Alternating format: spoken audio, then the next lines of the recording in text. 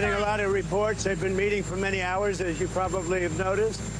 We'll see what happens. Look, regardless, we win. Regardless what happens, we win. We've had a number of substantive discussions with the Iranians. That's the good news. The bad news is that we have not reached an agreement. And I think that's bad news for Iran much more than it's bad news for the United States of America. So we're learning a lot about ways to develop novel technologies for treating aging, technologies for treating dementias like Alzheimer's disease. As Deputy Chief Scientist of ISS National Lab, we studied ways to use brain cells in space to find new drugs for treating Alzheimer's disease. Good morning and welcome to Wake Up America Weekend. I'm Krisha Lenzo. And I'm Bill Spadia. Thank you so much for sharing some of your morning with us today. It is Sunday, April 12th. Here's a look at some of the stories we're following for you today. Well, no deal. That's what Vice President J.D. Vance said following yesterday's 21-hour talks with the Iranian delegation in Pakistan. While both sides have agreed to continue negotiations, will the Strait of Hormuz remain the major roadblock to peace? Plus, Eric Swalwell facing increasing pressure from all fronts amid sexual assault allegations. We'll break down the latest. And we're 3 days away from Tax Day. President Trump promising big dividends for Americans thanks to the big, beautiful bill. What you'll need to know to get the most this tax season. But first, let's go now to correspondent Isabel Debray, who is live in Beirut with the latest on historic peace talks that took place between the U.S. delegation led by J.D. Vance and Iranian representatives. Isabel. It's important to note, as you said, that these are historic peace talks because, I mean, it's easy to focus on the fact that both sides left without a deal and which can be seen as a failure, right? But this was the first face-to-face talks between such high-level representatives of the United States since the 1979 revolution in Iran that led to the hostage crisis that led these relations to break ever since. So it is important to note that, and that in itself is a step. Now, you've heard the latest that we heard from J.D. Vance, Vice President. And now from Iran, we did just get a statement from the head of the Iranian parliament who led the negotiations, Mohammad Kalibaf. And what he said was that it was sort of a hard to read message, classically. But what he said was sort of saying, he tried to kind of present Iran as a victor, saying, you know, we want to secure the achievements of this 40-day war, things like that. But at the same time, he did leave open the door for future negotiations in that he specifically talked about the failure of this round of talks. And in other words, leaving open the room for further talks to happen in the future. Now, both sides, as we saw, are leaving the ball in each other's court. We heard Vance say, you know, he basically left a take it or leave it proposal on the table. Iran chose to leave it for now.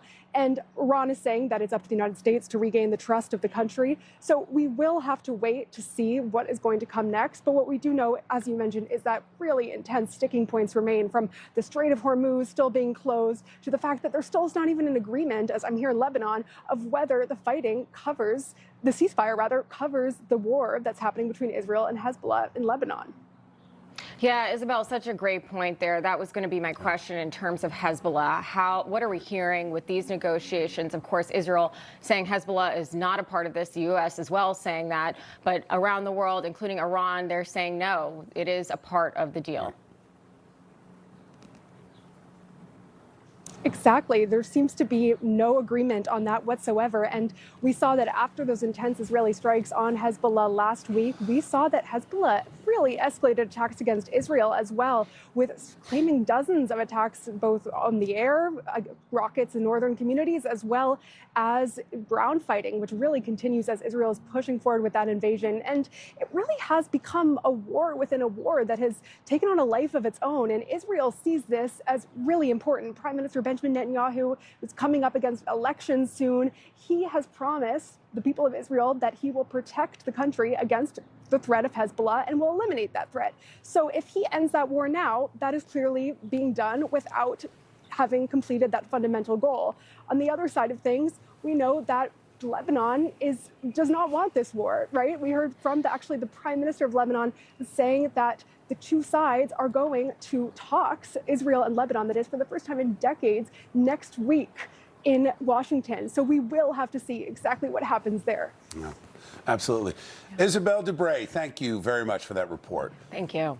Okay, let's keep the conversation going and bring in a host of News Radio WRVA in Richmond, Virginia, Rich Herrera, as well as Republican strategist and CEO of Compass Strategies, Luke Ball.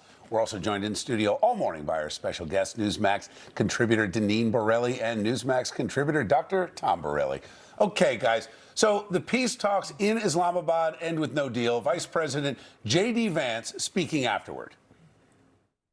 We've made very clear what our red lines are, what things we're willing to accommodate them on, and what things we're not willing to accommodate them on.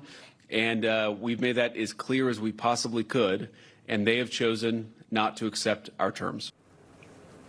Rich, I want to start with you on that. So you feel that we're in a better spot today, a stronger spot than we were, let's say, before the talk started. Your thoughts?